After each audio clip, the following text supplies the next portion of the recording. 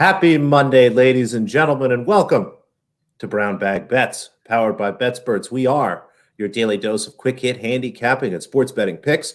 I'm Alex Christensen, and joining me as always, Andy. How's it going? How was your weekend? Did you enjoy all the football? I know you cashed your Chiefs bet there. We got a first touchdown score. It was pretty fun for me. How about you? Yeah, first touchdown score. Yeah, if you watch the show, if you follow us, if you do anything along those lines, you probably had a decent weekend, because not only did my Friday basketball go well, my Saturday basketball, which I don't do a show for, but it's up there on BetSperts. Those all won. I didn't bet any basketball Sunday, but I did talk NFL last weekend. Chiefs -3, never in doubt, even when they were down 9-0. 9-0 was just an opportunity to bet more Chiefs at a plus number. So it was a good weekend. And yeah, if you follow Alex on Twitter or the Brown Bag Bets Twitter account, there was a link to a blog he put up as promised on Friday. He was going to blog about all the first touchdown scores. What did Dawson Knox pay? It was 22-1. Oh! Apologies. I wrote that a little quickly, and I think I actually put in the article 22-2. But if you looked, everybody you could was reduce to 1, that so fraction. It was 22-1 actually. But yeah, it was a great opportunity for him. Personally, I was a little nervous when they recovered the fumble. I wasn't sure if the rule was he could pick that up and score a touchdown there, or if they just had to jump on the ball, I think, after the punt. So I was a little nervous, but they didn't put the points on the board. I saw first and goal go up on the screen, and then I think it was the very next play. Mr. Dawson turns wide open, touchdown. Tight ends against Chiefs, folks. Yeah, and yeah, you can't advance a muff. There's a lot of weird fumble rules in the NFL. I mean, we're seeing it every year or every week. But the fumble through the end zone stuff, we're getting all these not obscure rules, but the fumble through the end zone is kind of nuts. Fumble through the end zone is stupid, and that's one of the dumber rules in sports. Yeah, not advancing a muff saved our ass. We got Dawson Knox to cash, and you know what? No NFL this weekend. We're going to have some guests. I think we're going to try to get a golf guest on. They're a pretty good tournament this week. I'm going to be turning my focus more to golf going forward. So I think tomorrow I'll have some head-to-heads to play. And then Wednesday we'll look to maybe get a golf guest, talk about some more golf, some outright, some stuff like that. We will have a basketball guest Friday, college basketball, talk a little bit more about that, as, again, this weekend there's no NFL. Our biggest focus will be the 150 goddamn games that we have on Saturday. So we'll talk into some of those. And yeah, somebody in the comments here, what about those personal fouls offsetting? Man, I think you could have 15 fouls on one team and 1 on the other. And the way it works is it all offsets. I know a lot of people weren't excited about that. So it is what the rules are. It's funny. I just watched a YouTube video of what do you call it? Not a collaboration, but where they put a bunch of different films together. It was a big chunk of all the times where there was like 6 penalties on the same play, and the refs montage. Like a montage. It was pretty funny, because it's just like they had in the Chiefs game, where there's another ref standing there with a notepad, like reading numbers to him. Number 36, number 64, and half the time they're like, and these all offset. So I guess I was ready for it. But compilation, thank you, Devs, 1996. Otherwise, big day. I didn't play any college basketball yesterday because it's a shitty slate on a Sunday. Mondays aren't much better. I did find one. Somebody already mentioned it in the chat. I did put it in on BetSperts. It's an extra game. I really encourage people to follow me over in the app when I put in an extra game. I'm not saying they're always going to move my way, but when they do, those move hard, and they move quick, because they're lower limits, they're extra games. They don't stick around all that long if the market agrees. So, but let's start with the grown-ups. Let's start with the pros. A lot of basketball. Yes. Big night in the association. And just to be clear, folks, you can find Andy on BetSperts. He's just Andy. It's one of the easiest ones to find. And myself, Alex Christensen, just like there at the bottom, but no space. No spaces in BetSperts names, folks. We like to keep it simple. Bunch of basketball games tonight. I actually will touch on a game that I bet earlier. If you do follow me, you got a notification this morning to grab some Bulls +8. That is long gone. It is now Boston -4, which is pretty interesting to me. I'm going to continue to watch that game, and I might actually open up a little middle there if it continues to move the other way. It looks like Kemba Walker is out for Boston, and I'm curious to see, maybe if there's some other players resting. That's a pretty big move. So going to put a pin in that. If you do follow me on BetSperts and you have that bet, later on I might be trying to open a middle there. I will post that obviously on BetSperts so you can see that. But going to the 3 games that we do have, let's start with a total. And I think much to everyone's surprise, we're going over, Andy. It's enough of these unders. I'm optimistic. We're going to cheer for points. The Philadelphia 76ers are playing the Detroit Pistons tonight. And I think this total is a little too low because it seems like Joel Embiid is going to be out tonight, and he is one of the more interesting players in terms of impacting their team's performance. When he comes off the court, the Sixers' defense is worse. He's an incredible rim protector. The offense gets a little worse, but the pace tends to pick up as they're sending less possessions down through him. That's basically what I'm trying to building up here. If Embiid is out, which it seems like he is tonight, there's a lot of things that are forcing this towards the over for me, even with Embiid in. I project this game at 220, so happy to grab over 216. And again, if Embiid's announced out, and I think that's part of the reason this is ticked up. I actually have 215.5, and there's some 216s, 216.5. I think I saw 217 for a second there, but stick to 216. If Embiid is announced out, then you can play 217. But I like Philly Detroit over 216. What do you think, Andy? A little break of pace there from all these. Yeah, no, I'm just excited to cheer for points for once. Like fouls will be good. Scoring, fast breaks, steals. I'm excited for that. Like, there's nothing worse. Honestly, there is nothing worse than betting an under. It's the worst thing. Every time you see a guy pull up from 3, you're just convinced it's going in. So yeah, I'm excited for this.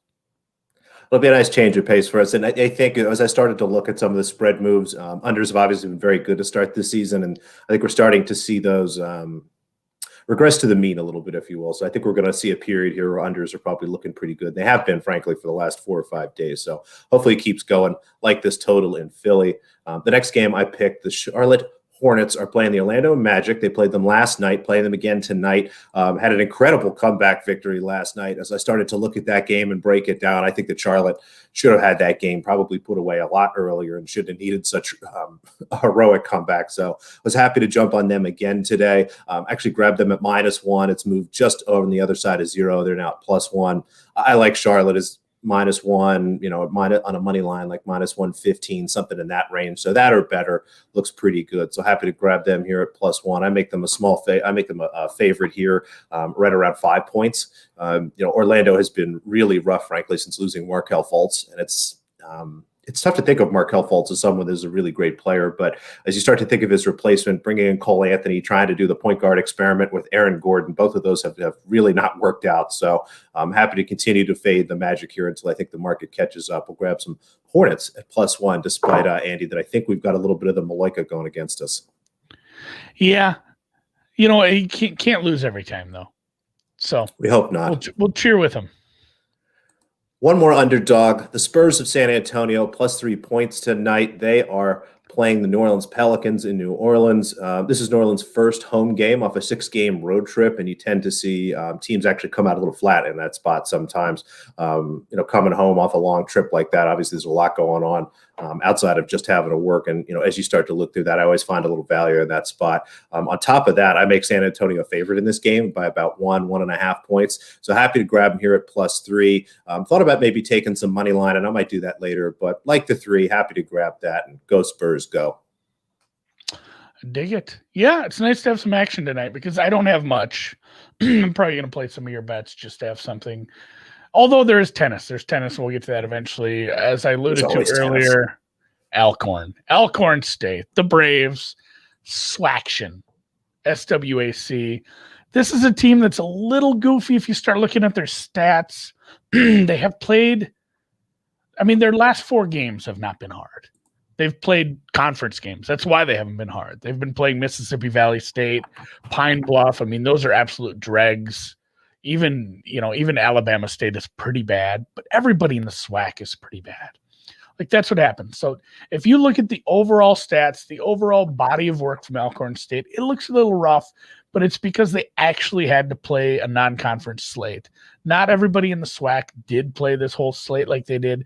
Literally, in their non-conference games, their easiest game was Vanderbilt, who is not a good team, but it's still an SEC team compared to, a really small school, a really small conference like this. I mean, they played Houston, they played Baylor. Those are top 10 teams. Even Liberty and UAB are really good squads, compared to what they normally play. So it really does drag down a lot of their stats, because when you play Baylor and you're Alcorn State, you're going to get the crap beaten out of you. So if you look at their conference only stats, they've played a lot better, obviously, like I said, against way lower competition, but they're the second best offense in the conference right now.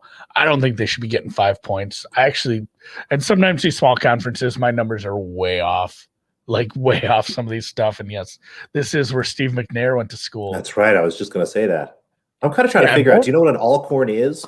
Is that a person? No, Is that a place? I think it's just maybe a place. Actually, I think Jerry Rice was a SWAC. I think he went to Mississippi Valley State. So yeah, the SWAC it's a football conference, guys. So, but I like this one quite a bit. I make this closer to like 2.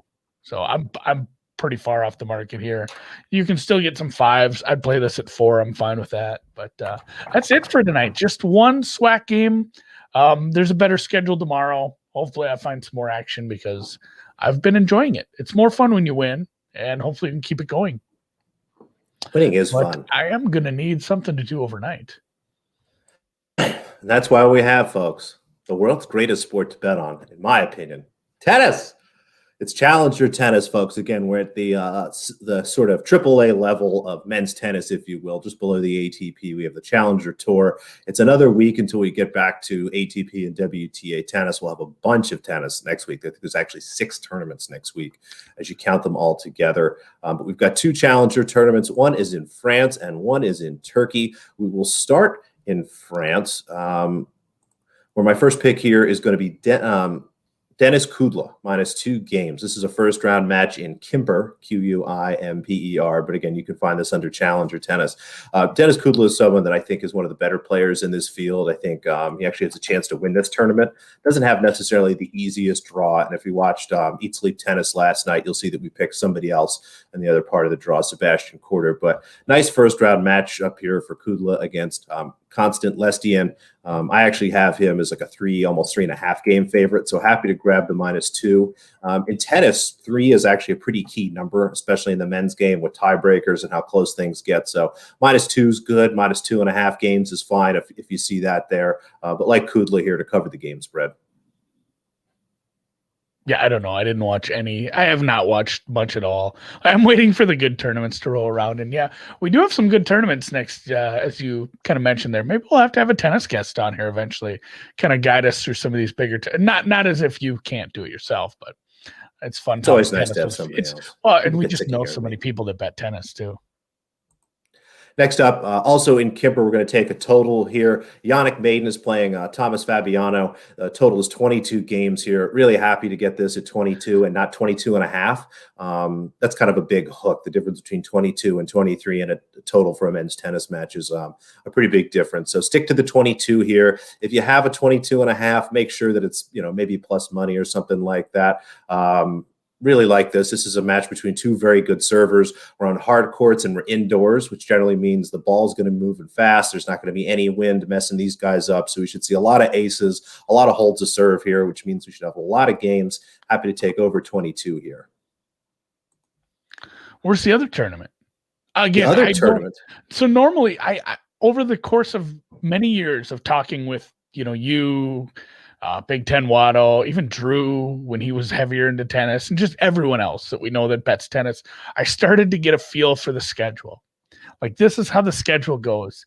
And by the time I get to, that place in my life where I have kind of a picture in my mind of how the tennis schedule goes, we have what we have this year, and they're screwing everything up. So I like these. This is normally a tournament that's not at this time of year. I don't think Antalya is not a January tournament, is it? Well, for Challenger, it's a big event. There's a lot of courts down there. Okay, Challenger is basically running there that's where most of the time. that's That's where what I'm it off. is. Yep. Now, with our playing at Antalya, and our buddy Brett here makes a very good point. Fingers crossed. One of the problems with betting tennis, folks, is they don't put roofs on these courts, and it rains. Obviously, it rains all over the world irregularly. It happens almost for no reason, and you can't play tennis in the rain. And with no roof, if it's going to rain all week like they think it is in Antalya, it should be pretty messy. But I'm going to keep my fingers crossed and hope things are all right. It's the first round here. So, either I think these matches will be moved around, possibly voided, or we'll get a chance to play them under the right conditions. But the other big thing to note is Kemper, the first tournament we talked about, is a hard court indoors. And now in Antalya, we go outdoors on the clay, Andy. And we know that surface is a big part of tennis. And can you tell the folks maybe a little bit what it means, the difference between hard court and clay? I think you know that. Clay is just crushed up red brick, man. It makes a mess. People's socks get gross when they fall. If you're sweaty, it ends up all over you. It's the worst, but it is my favorite kind of tennis because it does slow the ball down. You can't just have big old monsters like my guy Big John or Riley Opelka or some of those old Dr. Evo, some of the real big 6'8" guys who have monster serves that can just blast it on that fast hard court. So it's funny to say, like, slower tennis is better. I don't know. I think it leads to longer rallies, and that's more fun for me. It's more fun. I don't think that. I know that. Like, it leads to longer rallies. It's better tennis. I like the way that some of the players who've acclimated themselves to playing well on clay have, these awesome built-in slides where they're sliding while they're setting up for their next shot. So clay is my favorite, not my favorite to bet. It's my favorite to watch for sure. So yeah, clay is great. And if you are up late, again, trying to talk at the timing of these matches, Antalya's in Turkey, obviously Kemper's in France. So it's going to be, I think Kemper's going to start probably around 4 or 5 in the morning or so East Coast time. Antalya a couple hours before then. They haven't rolled out the schedules for all these, so they should be overnight. You have a little bit of time to get into them. But in Antalya, we're going to start with another total here. Carlos Tabner is playing Juame Munar. These two guys, this should be a really good match, honestly. If you like watching clay tennis and you're up and this happens to be on, you can even just go to the Challenger website, stream it for free, or if you have Tennis Channel, it might even be on there. But this should be a fun match to watch. Two pretty solid clay players. I think there's a good chance we see 3 sets here, so I'm happy to grab the over 21.5 games. That should be a fun match if you're up, Andy, to watch. I probably won't be up. I'm washed. You always say that. Then you tell me that you're I staying know up. it depends what time my games are. See, I didn't even check that. What time is the Alcorn games? Supper time. So I will definitely be up for that one. This Beautiful. Is why I didn't bet Alabama State, because that game's too late.